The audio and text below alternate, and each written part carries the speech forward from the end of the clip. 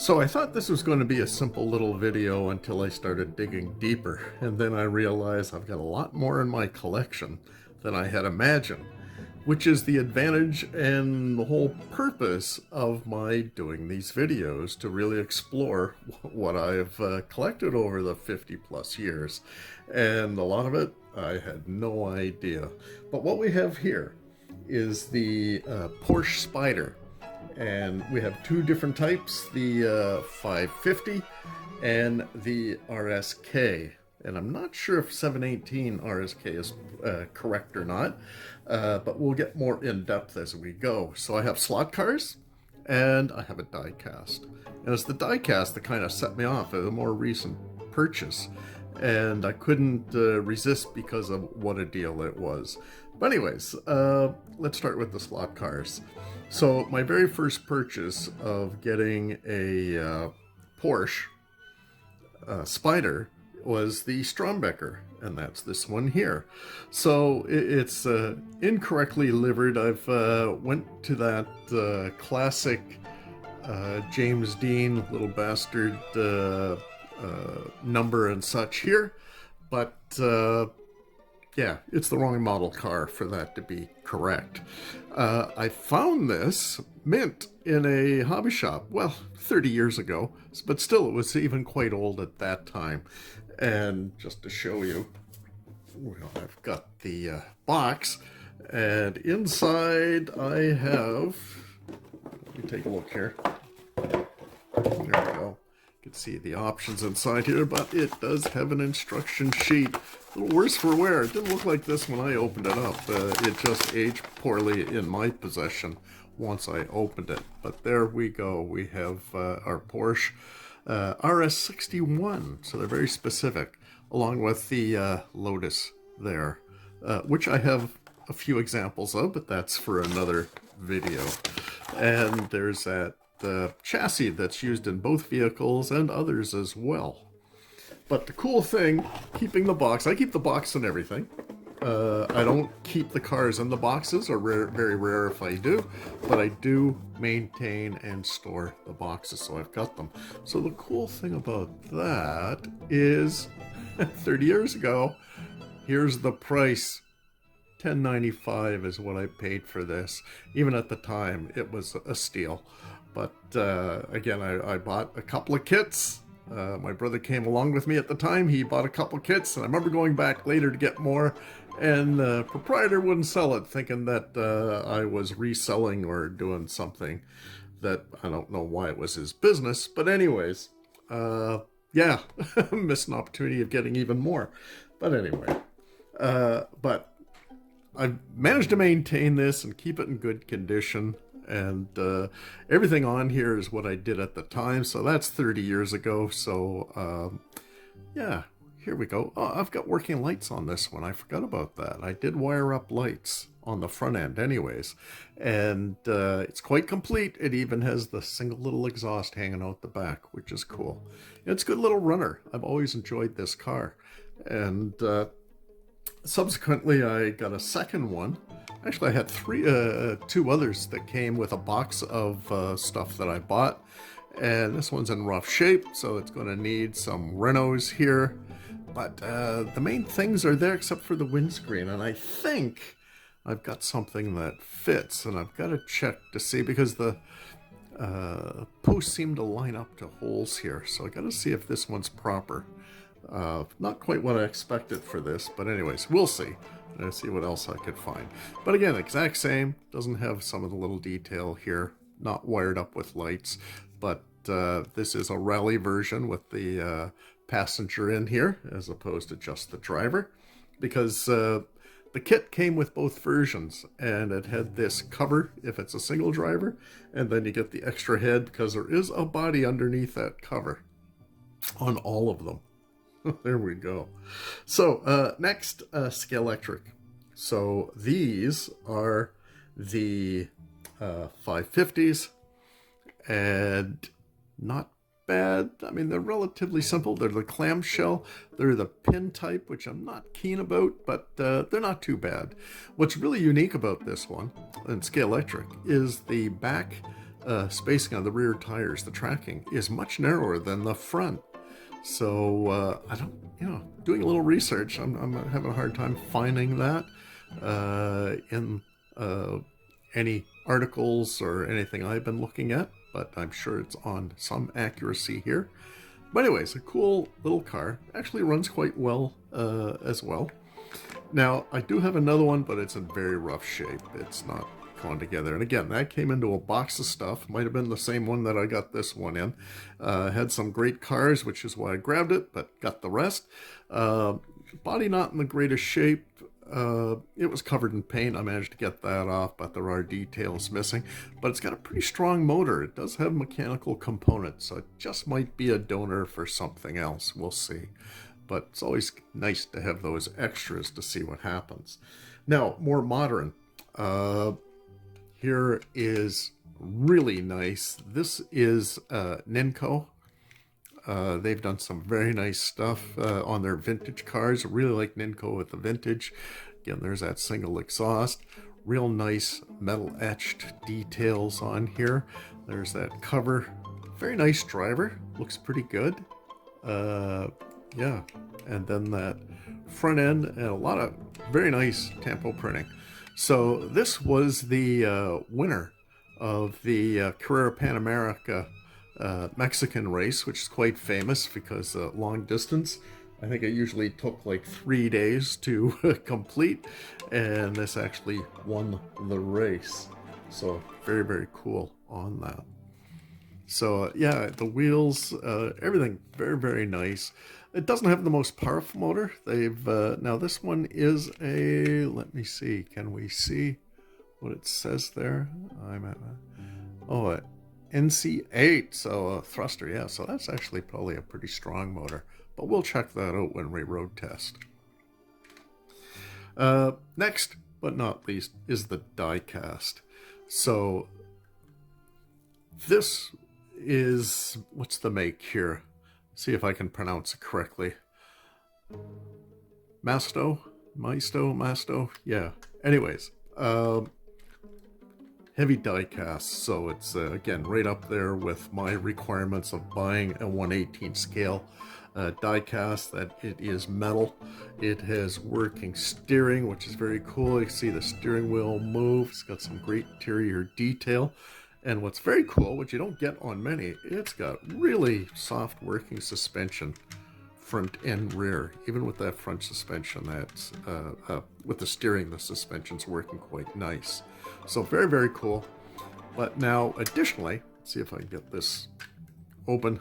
Open the other way. Very cool detail. It's got a battery way up front. If we can focus on that, lighting might not be the best. Big fuel tank in the front because they're rear engine. And you don't have big radiators or anything because it is an air-cooled engine in the back, which opens up very nicely. Look at that.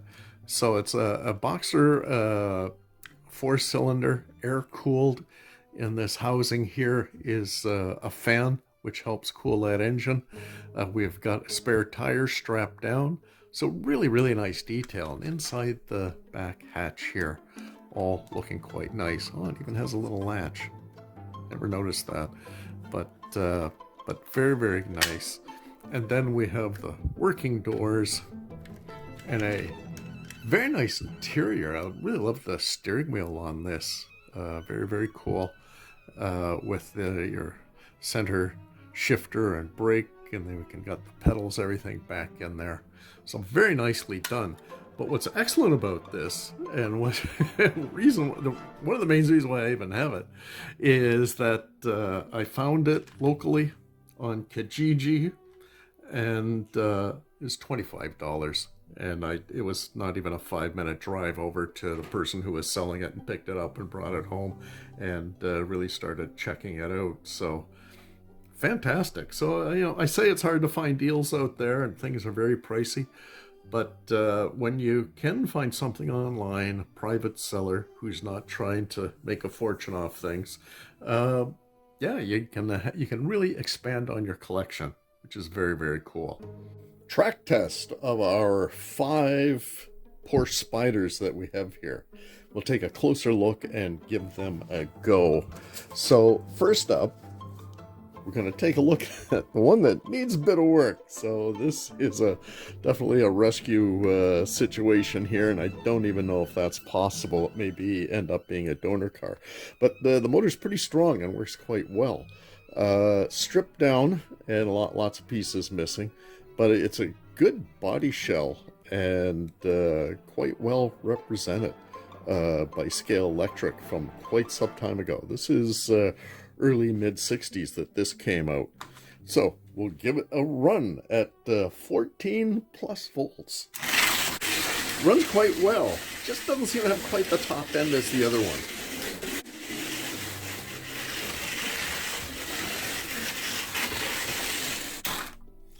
There we go. Let's try the better condition sister car here in red, the Porsche Spyder, Scale Electric, early 60s. Everything is complete on this one. Nice fit on the body, that clamshell. There's no gaps or things going on there. I did add a little bit of paint to bring out some of the nice detail on this chassis and the body here, so looking quite good. Not always a fan of the pin type guide and the fixed brushes, mainly because this is made for the early Scale Electric track, whereas I'm using Strombecker, and the slot here is a bit wider, so that pin is a bit loose in there. But when you get a good motor, good tires that are hooking up, and I have put urethanes on here, it can be a very good runner. This one's faster, quieter, and more responsive than the other.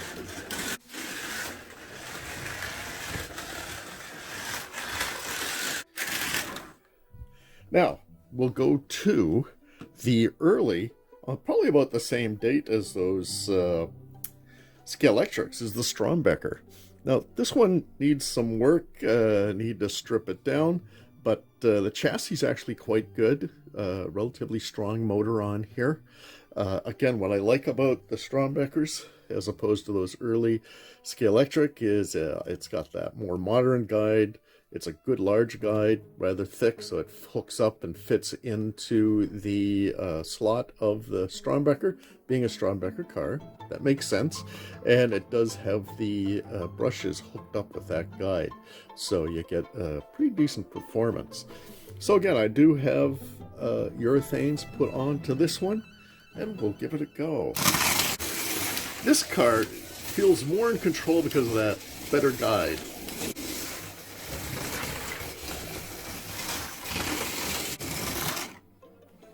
So we'll do the next Strombecker, same car, slightly different setup, where it's a single driver with that cover over the passenger seat that mentioned before. Did up the paint job on this, painted it the silver. I think it was a white kit, or maybe it was gray, can't tell. I'm looking inside here trying to figure that out. It's been a long time since I did this, but all the details are there, and this is a really good favorite of mine of the early Strombeckers. This always worked well out of the box and has remained a good strong runner. So we'll give that a go and see how that compares with the previous one. This one's better condition, and also the urethanes have been trued and it runs really nice.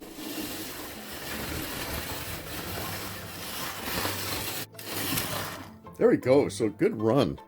Always a lot of fun. And again, these four cars, no magnet, all from early mid-60s. This one is more modern. This is a Nenko. Now, Nenkos, their vintage cars, their historic cars here, usually don't have a magnet. This one doesn't either.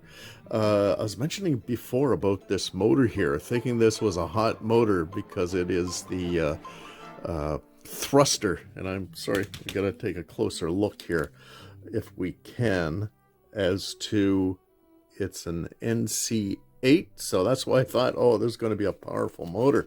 But in closer inspection, it does give you the readout here, and let's take a look. So it's only a 16,000 RPM at 14 12.8 volts, so virtually 15 volts. So that was a bit of a surprise. So it isn't as hot as I thought. Mind you, the very similar and about the same age when they came out, the Monogram Revell, the newer ones, they have this car as well, and they are fast. This one's comfortable, it's good, and actually it runs so well that you don't even notice it doesn't have a magnet. It hooks up really, really good. And again, the detail of the body is spectacular. I mean, that's the whole new era of slot cars. You know, we got pretty much, I think we do have a full cockpit in there, which I really like. The detail is excellent. The paint is great. That driver helmet and everything is super nice. Yeah, just a great runner. Let's give it a go. Here, I got to turn up my voltage a bit to the recommended amount. Here we go. Super smooth. I had to adjust the brakes as it was stopping the car when I let off.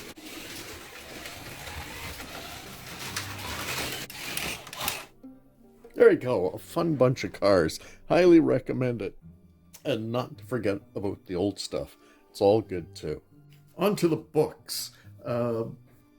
Here's one's unique for me. I usually don't buy marquee books because I really want to keep everything to just racing and not get into road cars and everything. But there's always the exception, and usually they're very inexpensive. So I did come across this one, and I did hang on to it because it does have a very nice section here on the Porsche Spyders. Look at that nice big beautiful photo here. Excellent. It does go into the history of the Porsche Spyders, particularly the 550 and its enormous success, because for a very small underpowered car, it actually took on the big, more powerful name cars racing and dominated in many cases, won many races.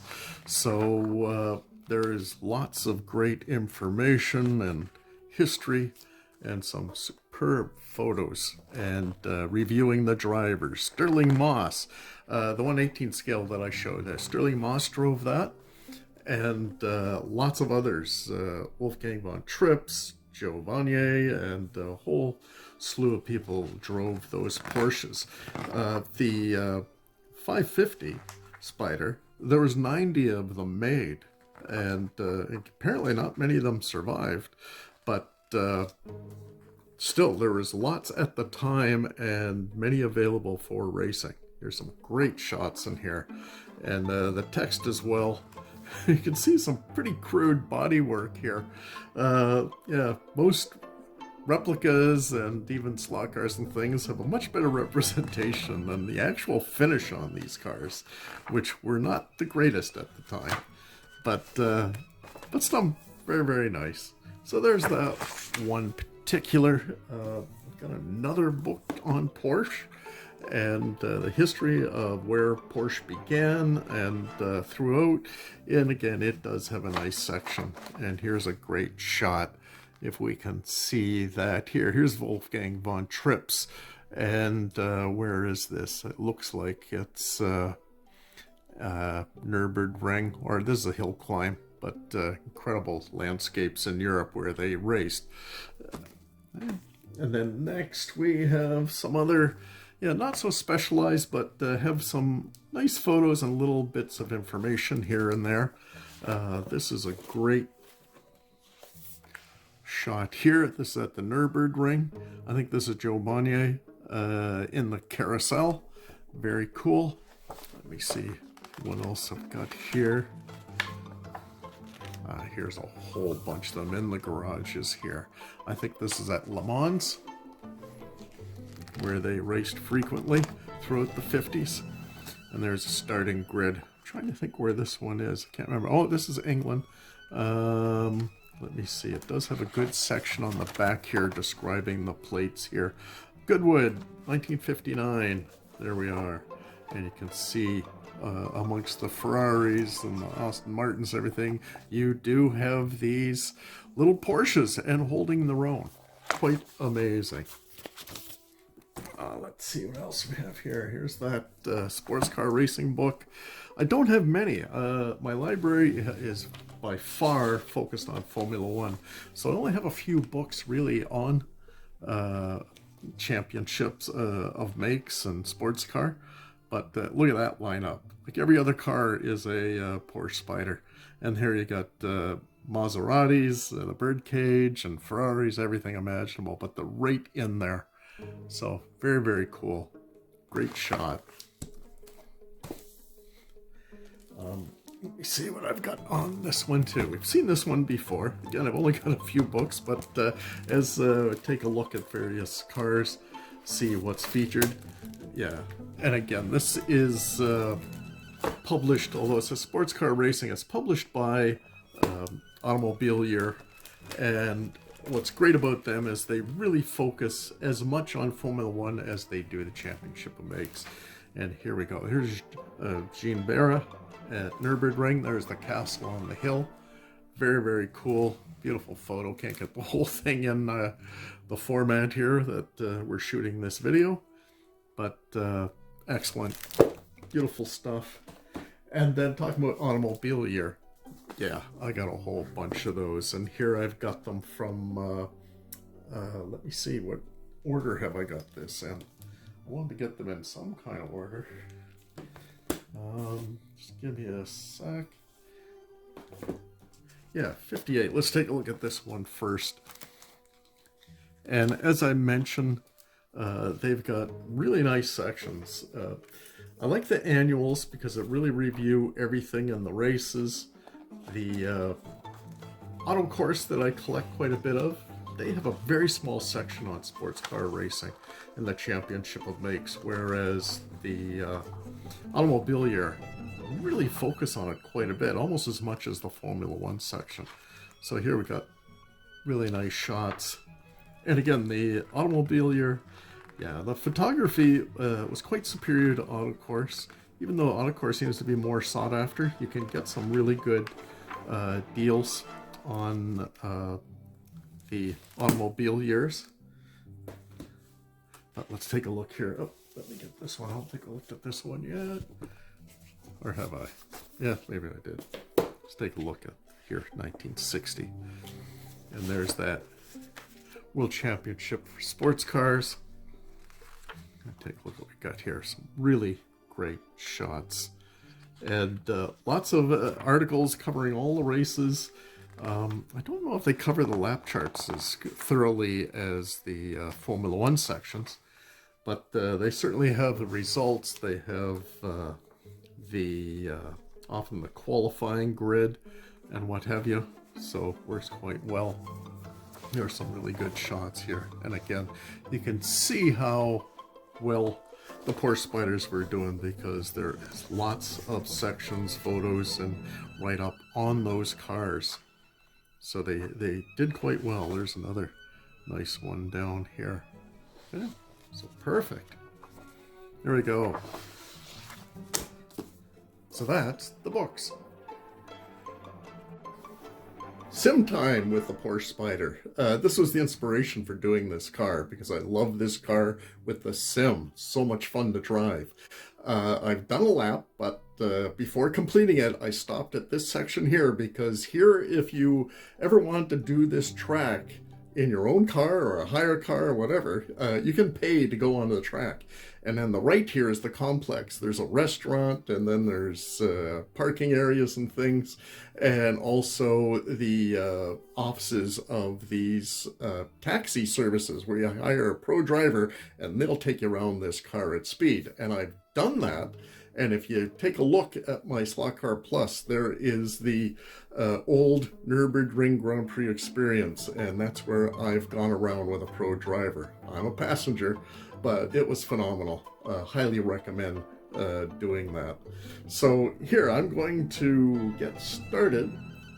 Again, I got a number of cars behind me. I'm just going to work my way up, but if you look to the right, you can see these complexes here. And just up here is where you get on the track. There's a toll booth that you pay to get on. There's a series of cones here because you can't do a full lap. You always have to come into this complex. And this is where you start your lap. And let me see, I'm going to let some cars pass me so that I can chase after them, see how that works. Hopefully I don't crash. Now, when we went out, this the driver just went full out here. This is downhill. You got a left-hand kink, and it is fast. And then what's nice about Nürburgring, they often have a series of corners that gradually slow you down. Like here's a kink, and you just start braking, gearing down, and then you get to a slower set of corners. So they never have you full out and down to a second gear turn. Usually they gradually get you down to that in the way the track was designed, which is fabulous. Now this section coming up, this is a very fast left, right sort of circuit, part of the circuit. Very dangerous because 2 days before we did our run with a professional driver, there was a test car out on the track, and they opened test days for various manufacturers, and this was a test for Goodyear tires. They had a driver and a technician on board. They had some sort of failure. The car went off the track, and the car was destroyed. The 2 occupants were thrown out of the car and killed instantly. Had I known that, I may not have gone out on this experience, but the driver was incredibly safe. And again, we weren't in the most powerful car by any means. Again, please watch the video. It is so much fun. Here we go. So up this section here, we're going over an overpass here, road underneath. Coming up to the Flugflops. This is, Nürburgring's famous for cars leaving the ground, and this was the spot to watch the cars. Not so much anymore, but in the past, 60s, 70s, cars all 4 wheels off the ground flying through the air. Spectacular. Now, this was the fastest section of the track, and in my experience, when we were in the car we were in, we were doing 220 kilometers. That was 140 miles an hour. Yeah, phenomenal. And now we're coming up.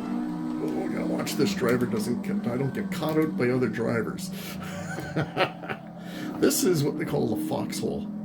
Super fast, real left-right kinks down here. When we were out on the actual track, it was yellow flagged. We couldn't go full out. We had to go slow through this section because it had just rained previous to us going out.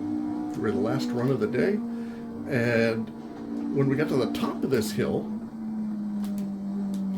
there were vehicles, recovery vehicles, because a car had spun out right to the left here. A car went backwards off the track. Didn't hit anything, but did get the, oh boy, trying to talk and drive at the same time, not recommended. Here we go. I'll get moving again. Then way up the speed here, really flying down here. Downhill. The elevation changes. That's the Nürburgring. Just crazy. And yeah, the sim is fantastic, but you don't get that sense of elevation, G-forces, and that's what was great about the real experience of being out on this track. Here's a downhill section, very fast. Really, that elevation change right downhill. Again, this was yellow flag. We had to go slow through here because water on the track. In a very tough section. It's fast, but here's like 3 right-hander kinks all in a row, and getting this right. Then we're coming to a real slow section. And now, this is a tricky one because it doesn't have those slow corners or that gradual slow corners. This one you gotta be aware and slow down immediately or you're not gonna make it. Now this section coming up here, another slow section. You see the building up ahead and you see all the spectators on the right. We went and checked this out after our run and it was quite amazing. Look at this elevation change. That looked vertical actually there and checking this out. Quite amazing. Uh-oh, I've over-revved there. Might have blown my engine, which I've done. Coming up is Niki Lauda corner, and this is where he had his near-fatal accident, where he was disfigured from the fire because his helmet came off in the crash, and then subsequently hit by several other drivers. That corner there, Burswick, this is noted as one of the most dangerous corners. Because again, it does hold water, and And on the other side of the barriers back there, it's a cliff. So if you ever make a mistake and go off, it usually proves fatal. Now here's a huge, long, straight, fast, uphill section. But you never do max out your revs because the car's struggling at the elevation of going uphill like this. Let's see if I can get around this guy without causing harm to us in our car. Here we go. We got to do a little slow down, a little slow kink here. Then we're moving again. Again, uphill, uphill. And a blind corner. There's so many blind corners. You got to know this track or you're never going to make it. Not at speed, that's for sure. Another real spectator area. This is great because this is a real famous corner coming up, the carousel. And it's banked and it's concrete. Slabs on that banking, and man is it bouncy. If you again watch the video, you can see me jiggling that seat because we're just getting knocked around on this concrete. Oh, I hit the curb and the sound, oh, it's back. Okay, uphill, and not just gradual uphill, these are really steep inclines, and it's just crazy. And all these woods around here. See, the track now is all surrounded with barriers and such. But if you watch videos from the 60s, well, 50s, 60s, and even the 70s, it's like open trees. They got shrubbery along edging the track. It was insane. Here's another fast downhill section.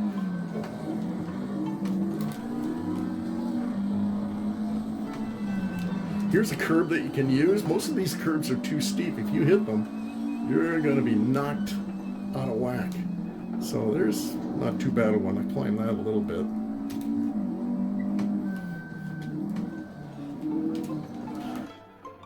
Oh, my sound keeps going in and out. Not the best sound bar. I haven't been impressed by this one. Here we are coming up. Here's a good passing part. Coming around here. After this corner, you're getting set up here because there's a real fast downhill switchback that you can take full out, and then you got to jump down into the corner. Here we go. So we got to line the car up so you can straight line this, but here's this jump. You got to be on the brakes before it and then setting up to get around these corners. This very fast section coming up in 57, Peter Collins' car just went off the edge of the track and somersaulted. He was thrown out and killed, and his championship winning partner in the other Ferrari, Mike Hawthorne, witnessed that, and he retired at the end of the year. Had no appetite for racing after seeing the fatal accident, witnessing that accident that killed his friend. Here we go, we got another section here. We're coming near the end. Here is what they call a mini carousel.